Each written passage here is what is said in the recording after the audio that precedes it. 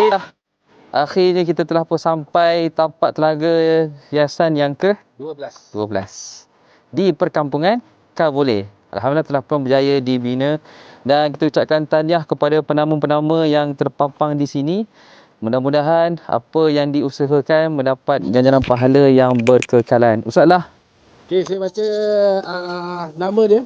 Noraini binti Jali, Abdul Samad bin Abdul Ghani, Nafisah binti Samigan, Al-Fiqi Zahari, Yusuf Arwah, Ahmad Rizq, Fakri Ahmad Jamal, Zainab Abu Bakar dan Razi, Hajah Siti Hina binti Said Muhammad, Muhammad bin Syarif, Aminah bin Maktahid, dan 10 adalah keluarga Haji Muhammad dan Hajah Aminah.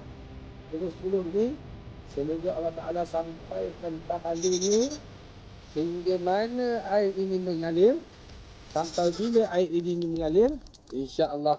Dengan ni sama-sama kita merasmikan Ustaz Syed. Okey, dengan lafaz Bismillahirrahmanirrahim, kami ingin merasmikan pembinaan telaga yang ke-12 di bawah Yayasan Le Langit dengan lafaz Bismillahirrahmanirrahim. Berkatillah.